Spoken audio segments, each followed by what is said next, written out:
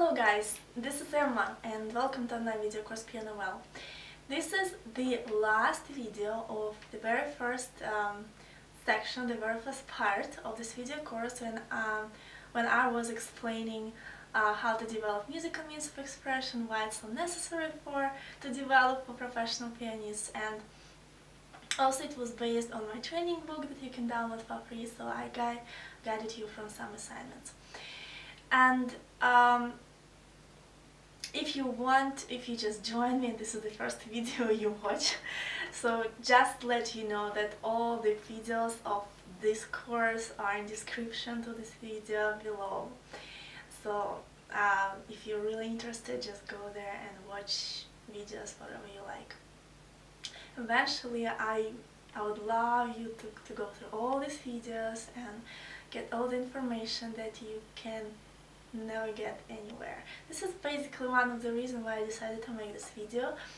From the beginning I wasn't intended to make any conclusion video, but then I was going through some masterclasses on YouTube, and there's just every time I'm watching masterclasses I'm like, okay, it's time for me to make this video course, because you will see that everything these masters share with you guys is just they try to explain what I basically give you in this video course.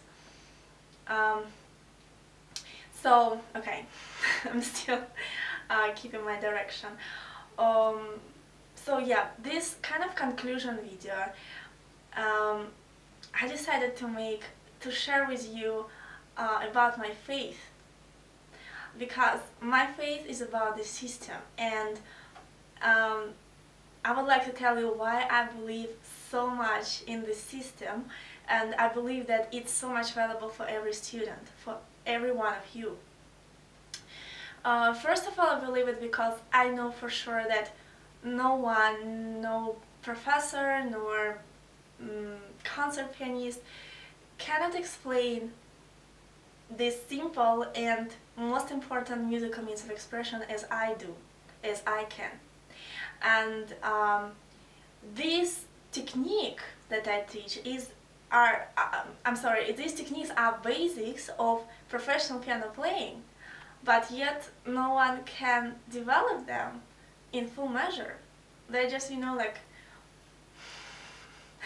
like biting around the cake, like little bit from here, a little bit from another side, but no one can actually go into the cake and to taste what is inside.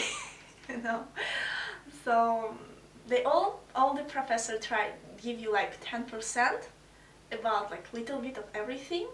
No one can give you that like full information that you need, that will let you play as well as those professors can play. So another reason, because the system helped me to overcome all kind of playing related problems that I used to have. And I spent 10 years in searching, constantly moving by a great passion to find the right way to play, so I could express myself through playing, and I wouldn't feel any limits. All the doors would be opened for me, and I would start playing masterly and virtuosically. That was my passion and desire. And when I started the journey, I was just 16 years old, so basically that was 15 years ago. And during these years, I never stopped believing that one day all the students will know about the system, and it will help them to play as well as other pianists do, but most important, as well as they want to play. Because this is the thing, students feel that they can do much more, they can do much better in front of the piano, but something doesn't click, something doesn't work. So yeah, I believe like, and it's not like a dream, you know. Really, guys, it's not like I'm not a dreamer. I just know that I just know what works, and I just know what doesn't work, and I just have my passion to play well. And this is all I had, you know, during these 10 years. This is what I did. I can't. I was thinking about this system every single day. I was thinking about this when I was on my way to school, when I was at, especially every time after I had another lesson with my professor. He inspired me a lot, by the way. I know he probably didn't like me a lot, but it's okay. I liked what he did and what he gave me. He's kind of, he had a different vision from others. So I kind of I was inspired by him, what I found in my system, and other things from other teachers that I used to have. There were many teachers, more than 25 teachers in my life, because my mom was obsessed with giving me the best education ever. So she spent a lot of time and money for tuition. Yeah. Well, okay, where was I? Okay, you see what happens when I go deep into my thoughts. Yeah, so basically I'm trying to say that I just have a faith that one day there will be no struggling, no suffering in front of the piano, no feeling of envy, and no tears of frustration and desperate, you know, and there will be just contentment, tears of joy, love, and peace. It's all about your playing. Can you imagine that? About your playing? About every day of your practicing, that you can practice like 1 hour a day and make 100% more than others do with practicing 8 hours every day. And feeling frustration because they practice 8 hours a day and still something doesn't work. They still cannot play as they want to play. I'm sure there are a lot of students who are still practicing 8 hours. And that's good. That means that they really have this passion to play well, that they really have this passion to express everything they feel about music. That really means that they simply truly love music. So, again, coming back.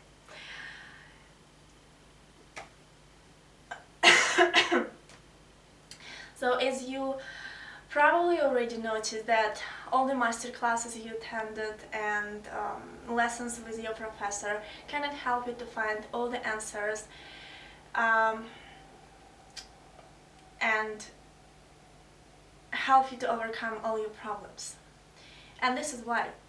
The reason is because teachers try to eliminate effects of problems. They're not working with the cause of problems, and because they're not working with this root of a problem, student would repeat the same mistakes over and over again, and that could like last for years, decades, in some cases. Like, you know, okay, simple example, like every one of you were told when you were probably 10 years to make a good legato, to make a good cantabile legato. And you, of course, you know that you should make a good legato. Of course you want to do this, but times go and here you are. It's like you're 20 years old and professor still tells you, okay, come on, bring up the melody, make better legato, make this melody cantabile. So the same still mistakes after 10 years. This is just one simple example. But I'm sure you understand what I'm talking about. So yeah, I'm just gonna give you some examples how they try to eliminate effects of problems. For example, they would explain emotional image of the piece to let you feel legato and phrasing better, instead of let you develop certain musical means of expression that you can use to create good legato and phrasing, as well as you can do. Another example, students may explain in details what kind of feeling they have in fingertips and fingers to make sound be more expressive, instead of let you again know musical means of expression that helps fingertips be more tenacious and sensitive. And also they may start giving you some additional technique exercises.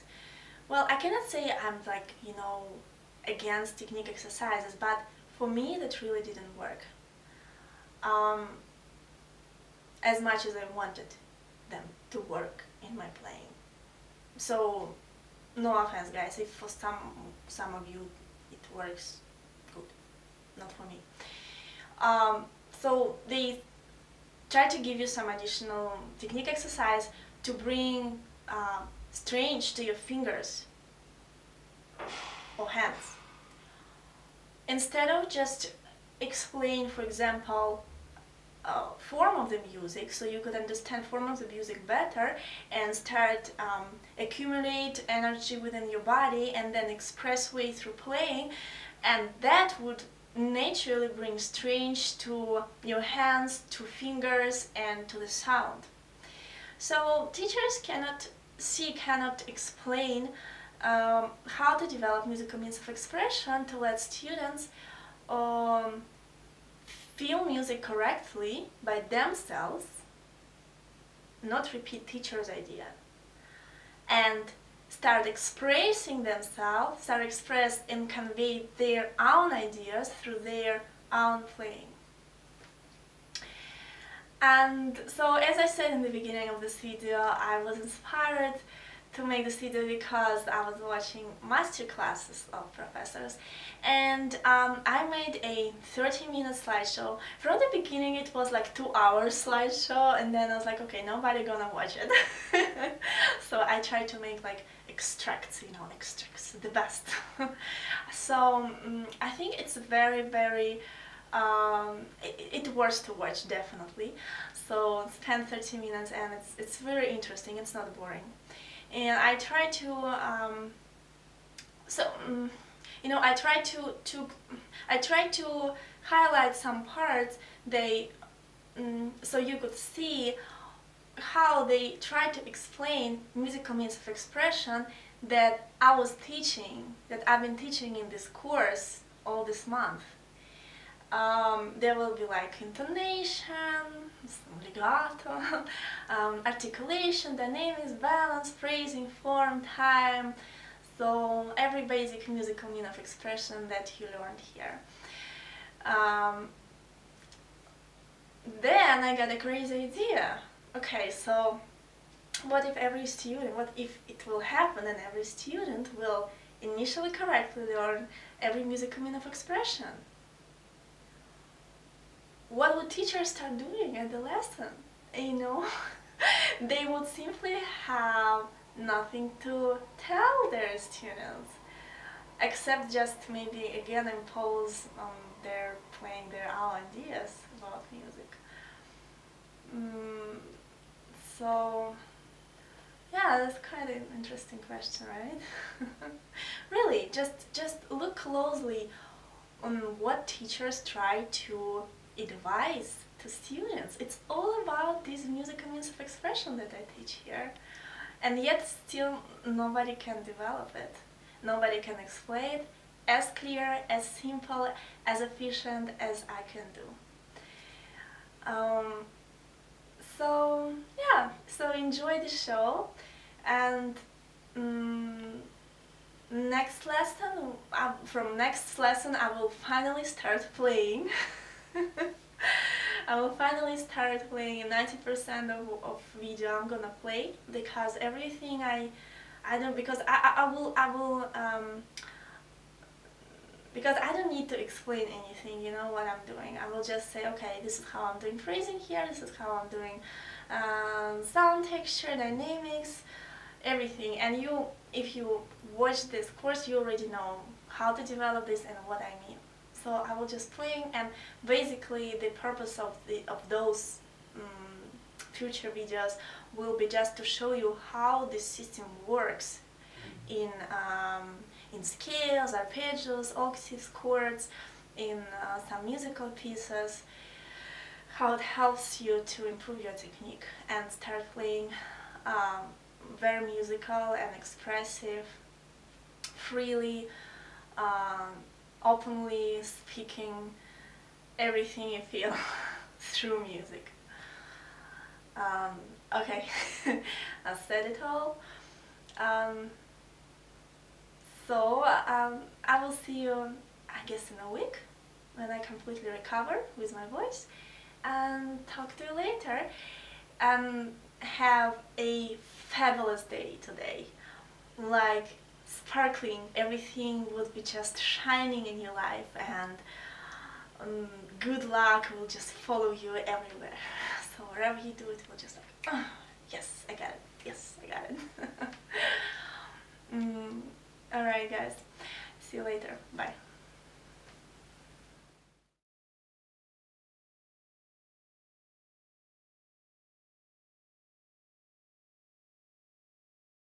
When you control things well, then you can create the illusion of playing a glissando on the piano. Try that, for example, at the end, the very last bar.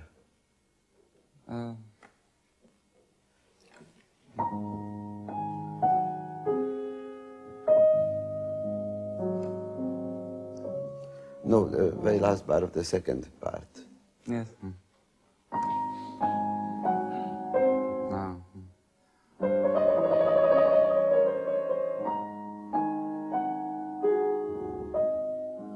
For example. Yes. And then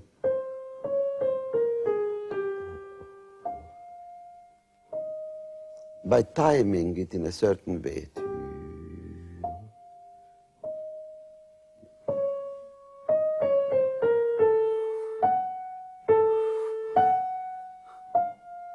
There's a Heifetz type glissando which doesn't take time, just goes directly into the note.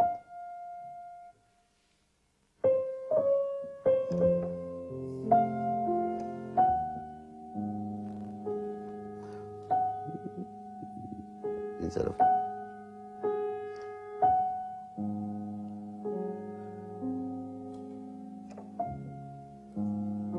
then you dream every note between the notes.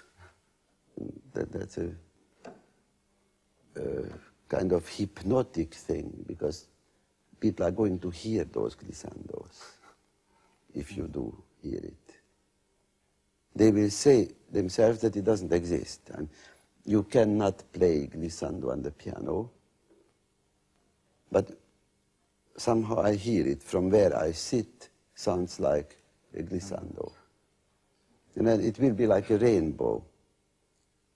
The rainbow doesn't exist. Yeah, the rainbow exists only where you are. If you go further, there's no more rainbow. So that's an illusion too, is a rainbow.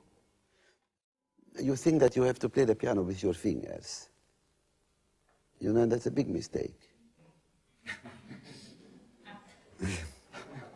No, you play the piano with your hand.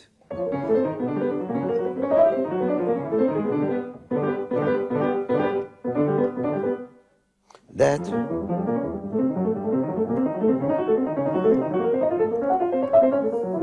is very difficult. It's like driving the car very fast in first gear.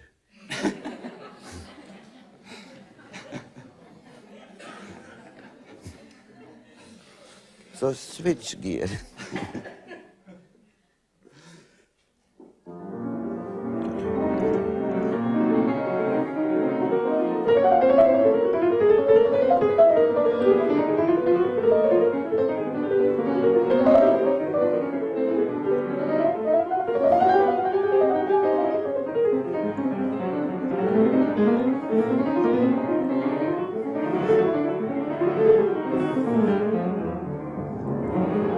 Yes, no fingers.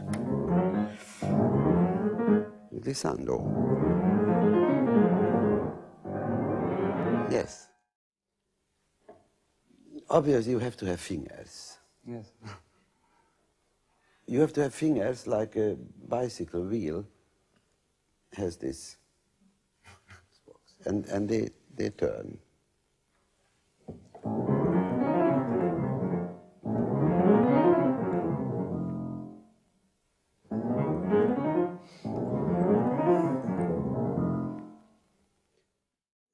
So playing the piano has to have some kind of dynamic feeling, you know, aiming for something.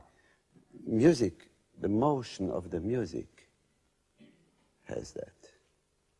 It's not simply piano playing. And I don't really want to think about piano playing like skiing or ice skating or bicycle. But it has the same kind of dynamic feeling like things moving in space. So, and we have all these things in our ears, like the wind blowing, coming and turning.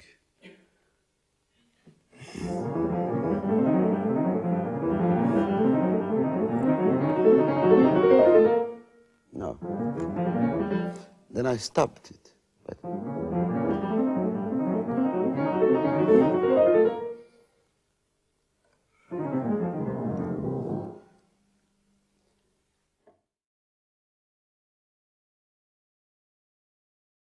no, dynamically speaking, if I may make some generalizations, dynamically speaking, Debussy puts upon us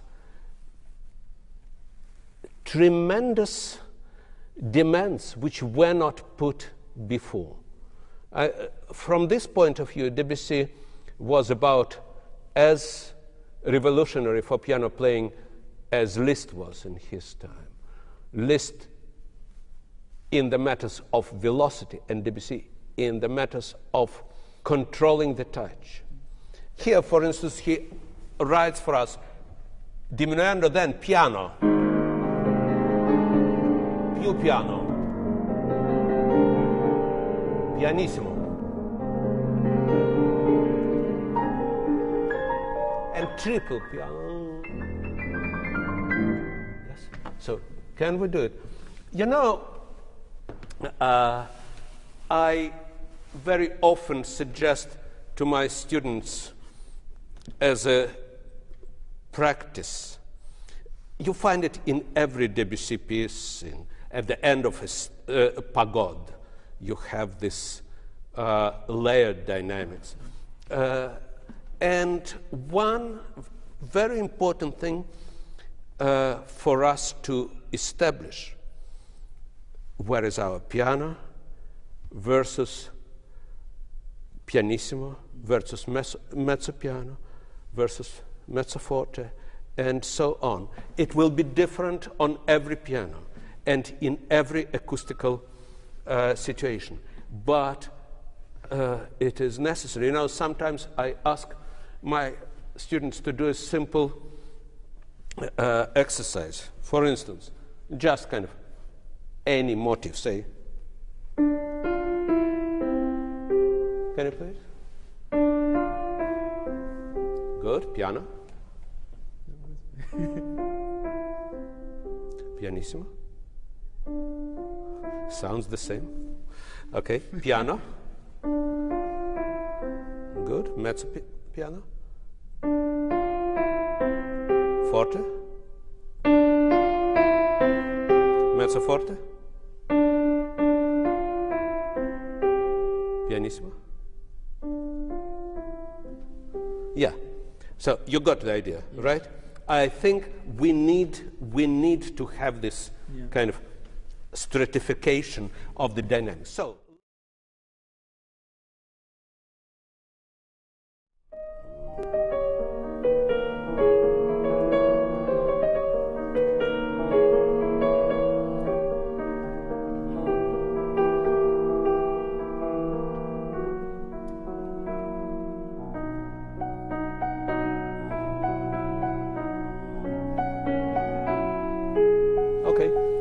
finally, let me tell you a couple of things. This happens often with Chopin. He comes back to the same material over and over again. And of course, we cannot play everything the same way. So we make strategic decisions. Yeah? The first time I will play louder, the second time I play softer. Usually it sounds very much preconceived and not natural this way. What if you pre-plan it all the time? What I really would suggest you to do in cases like this, have several possibilities up your sleeve, okay? And go to one which feels right at this moment. Do not play, okay, you come.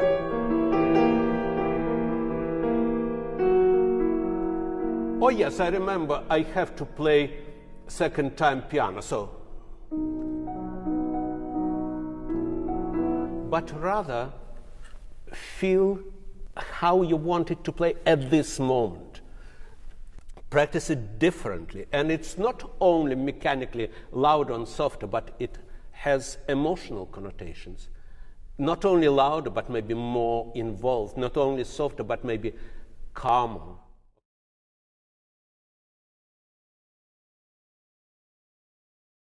De ne pas faire ça toujours aussi vite. Papa, papa, tu fais toujours ça exactement. Oui, de temps en temps. Laisse-toi aller. Élargis ton champ de liberté. Oui.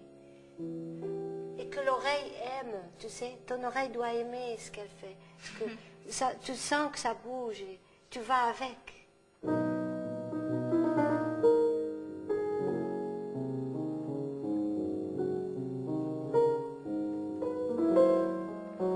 Et arrête.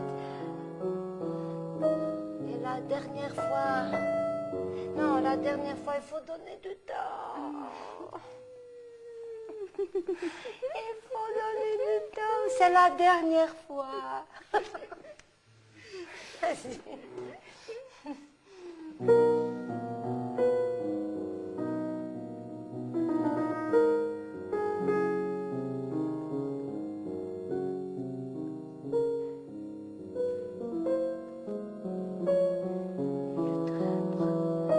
La dernière fois.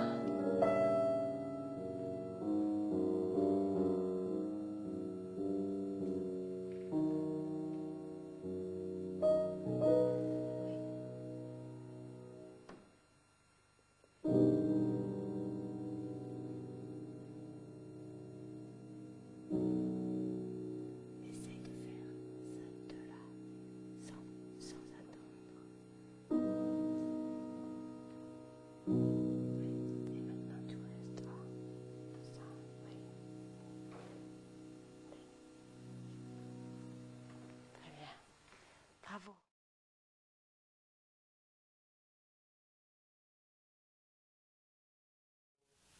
Sacha, you play very, very, very good, very nicely, but it's a little bit too quiet, too calm. It should be more feverish, yes? More quivering, trembling. You know, you should try to think of leaves on the trees. You know, think of a forest, a wood. There are many, many, many, many, many trees and many, many, many, many, many, many, many leaves. And there is wind. And all these leaves are trembling, they're quivering. So it should have more the feeling, not just, but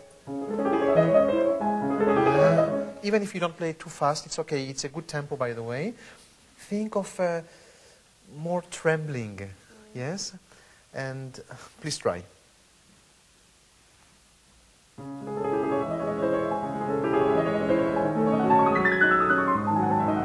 Okay, now you know that, of course, at the right hand we have 4 notes for each beat.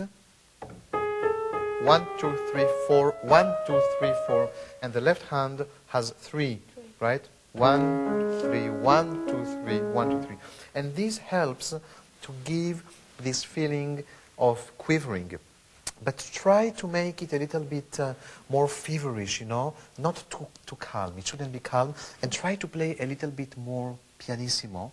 Please put the soft pedal and think of a whispering. The wind.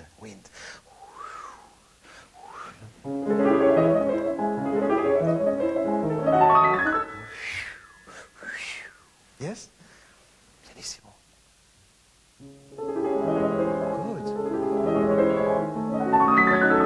Good. Wonderful. More.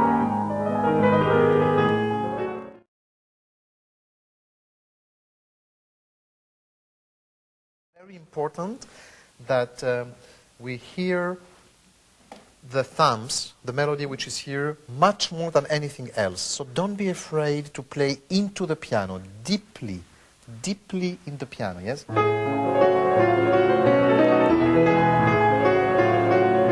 Okay, play in the piano. More deeper.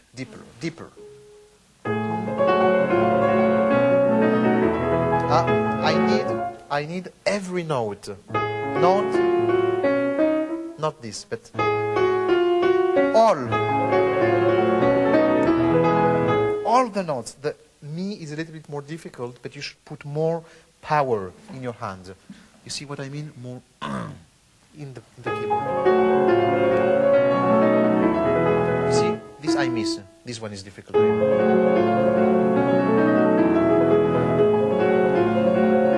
Okay, this is very nice. Try to play the other notes lighter. More weight, you know, weight. Here, okay?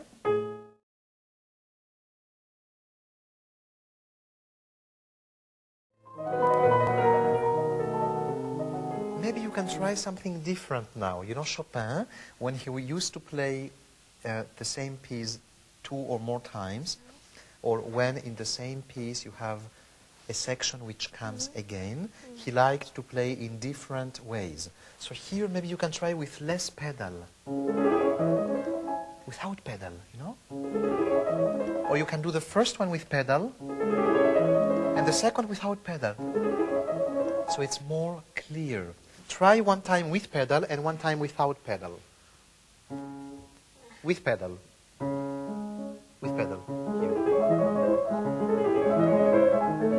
Once more. Try it with pedal. Play the pedal, yes, with. Okay. Complete. Okay, and now do it without pedal. You see? So you have a different color. It's like breathing.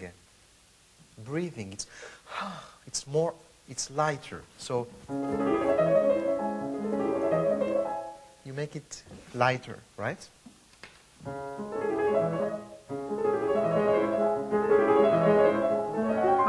Okay, and now the second time you can play maybe a little bit, just a little bit slower.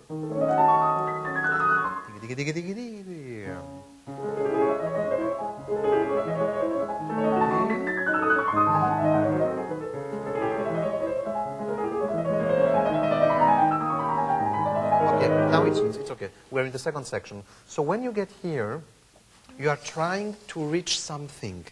You are trying to get something, but you cannot. You are unsuccessful. And you try again. You try a first time.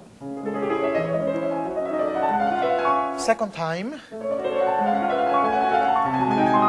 And now you think you are getting there. And you have lamentations. You have to lament there. And now you are revolted. And now you get angry. Try this. You try to get something. You try again. You think you get it. You don't get it. And you get, lamentations. And then here, revolt. And then angry. Try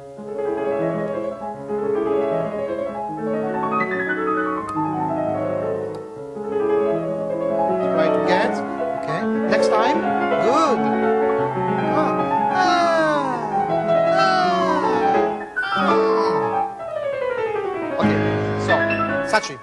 you get there, try to play strong in the keyboard. The weight in the keyboard, yes? And you can have a little accent here.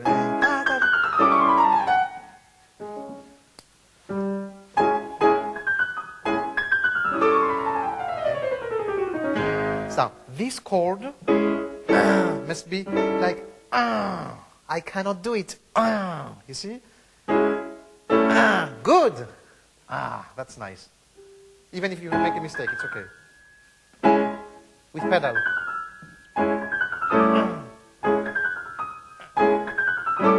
Good. Angry. Okay, stop. The way to practice this, you can do this. Play these 4 notes together, and then the octave. No, listen to me, please. Play first the second and third notes. Play this. And now 5, 1. Okay? Next.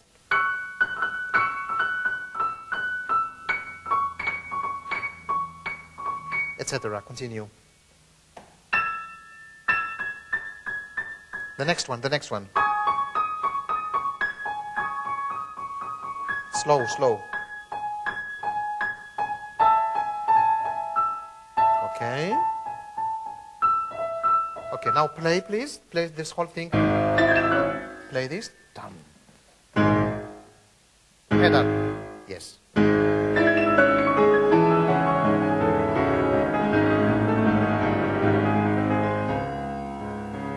Sachi, please, you have to do a ritenuto, yes? When you get...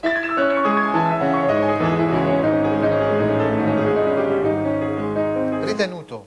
You have to do a ritenuto, yes? Slower. Tira. Ritenuto.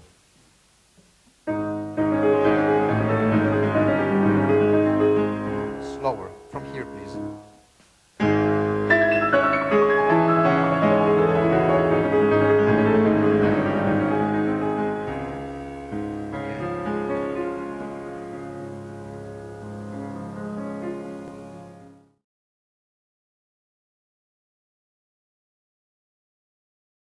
Sachi, thank you very much. Now, when you get into this section, it must be like a sunny spell. It's a new sunshine. It's a new color. Now we are in major, not anymore in minor. Yes, we have this wonderful F, and not any longer this thing. Yes, so it's a new word in which you have to be at the same time communicative. You have to communicate the emotion, but at the same time reserved, yes?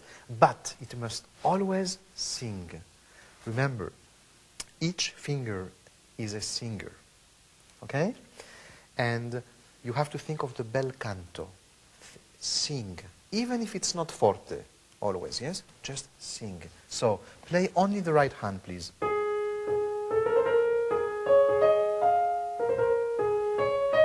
Not too hard. Okay. Control the sound. You have to listen to the sound. Use your ear to control the sound. Yes?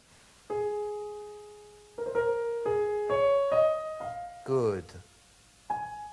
Okay. And remember, when you have this thing, you have a tenor coming. Pa.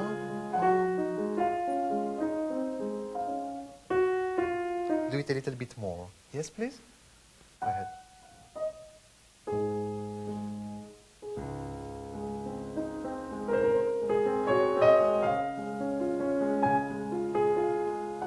Okay. Now, think of a little secret. Something you didn't tell anybody, and now you are going to say this thing when you play this. Confidence.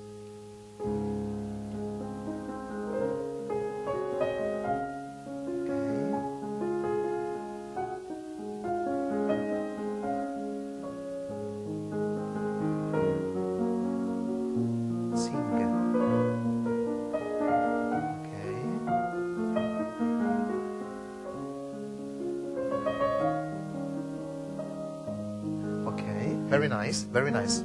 Sachi, when you finish this,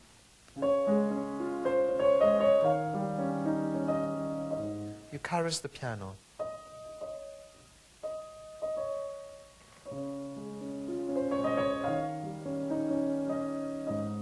Okay, very nice. Again. Open yourself. Good.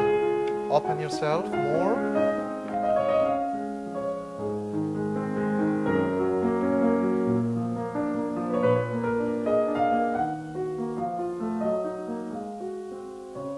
Good. Now hope. With hope.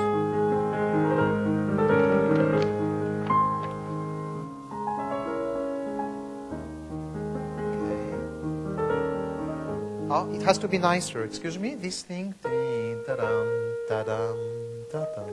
More delicate, more elegant, not pa-pam. Okay? So you have the hope section.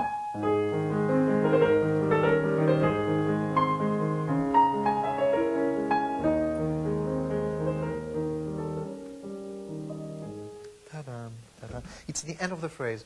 You know, it's like this. Things are like that. I hope about things going better, but you know, it's just like that. Play this again. Here.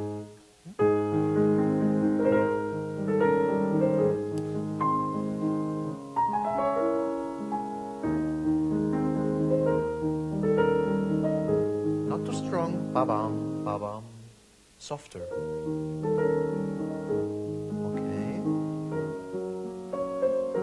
Try again.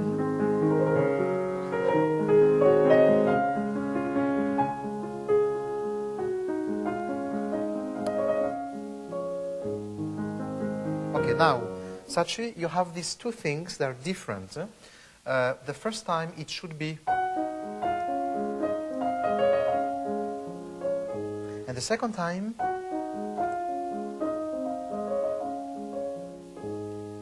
ti-ta-tam. Ti-da-dum. Okay?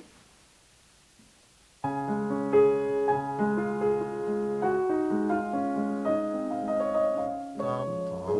Good.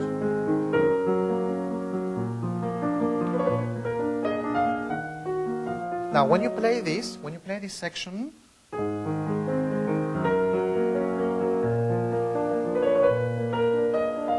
you abandon yourself. Let yourself abandon yourself. Okay?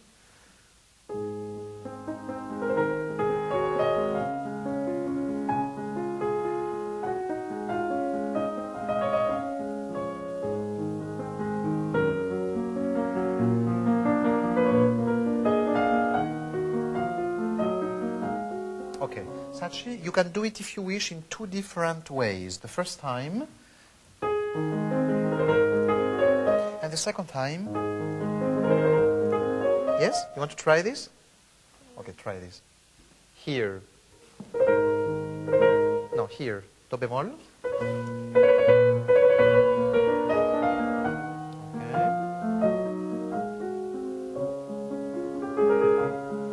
Okay. Jump here. More. Open. If you want, you can do this, yes? For a change. The first time it was like this. And the second time.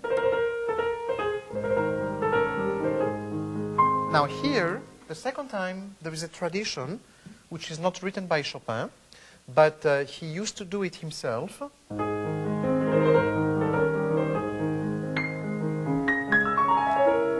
can do it higher, right?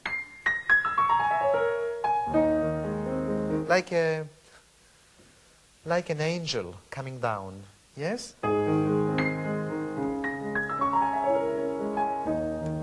Okay, you will practice later this, yes?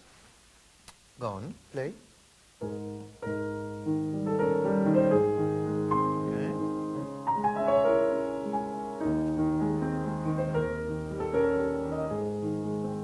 And you know why? Because when we do this, it's a bigger hope. Before we had the first hope,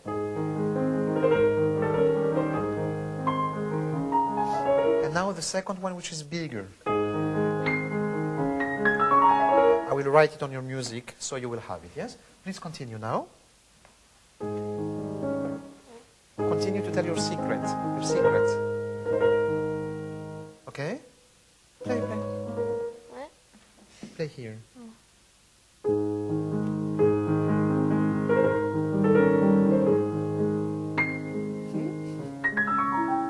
It's okay. I will write it for you on the music, okay?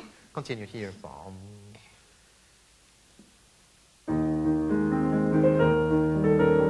Okay, continue. And now, pianissimo, tell your secret. First time you tell your secret. Good. Okay, now here you can have a little variation. Dum-dee-da-dee-da-da-dum, da-dee-da-dee-da-dum. Okay, continue.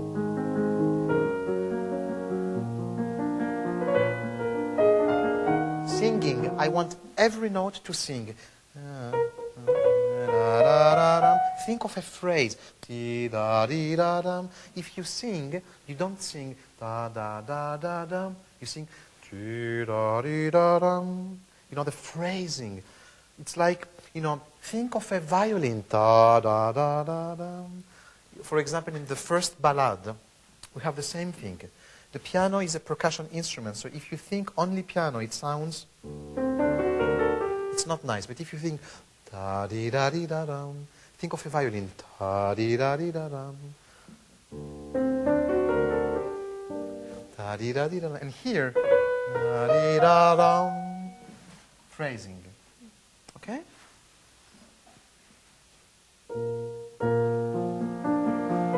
Da di da dum. Good. Nice. Personal but nice. Okay.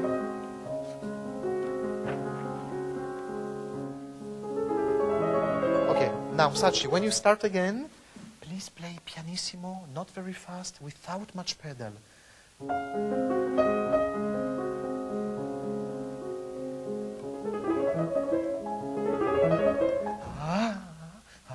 Trembling. Think of the leaves on the trees which tremble, but you know, in the night, not loud, very light.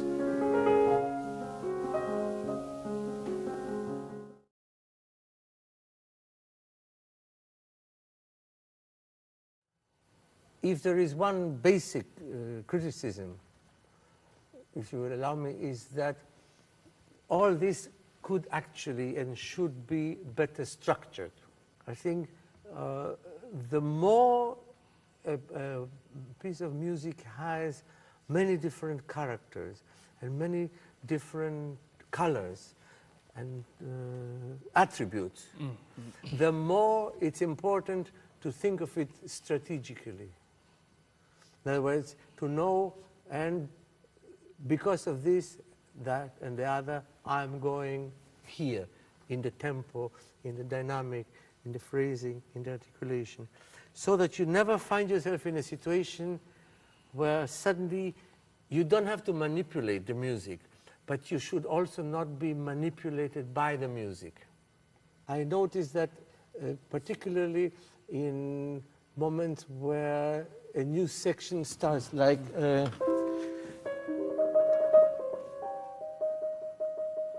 for a moment I thought, where is he going? Where is the music going? You know, I think when you start, when you have a clear new beginning of a sequence, it's like when you write and you finish the paragraph and you start a new paragraph, it has to be very clearly enunciated. And then, of course, you know, when you go, you get all of that, and then you have the transition parts, and this you do wonderfully. You prepare this. You know, this is the dominant and the color, and you're going into the major. Or the transitions are very expressive, the way you play them, and that is the most difficult. What I think we can still maybe get a little clearer is when you arrive at the next section, really how to get to that.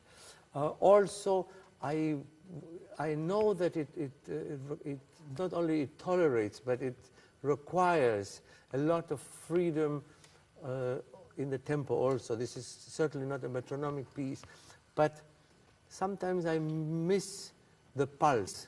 You know, you have the different elements. You have the beginning, which even though it is pianissimo, it's only an arpeggio. It must have also already a substance, yes, so that it is the form, that it's not an introduction. And then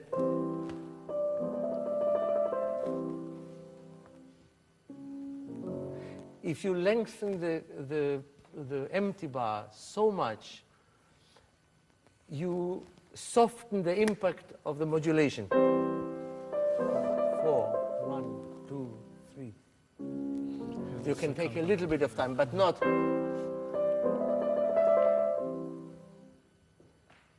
I think that's really. It is a little. It goes so much that then you go against. Then you have that.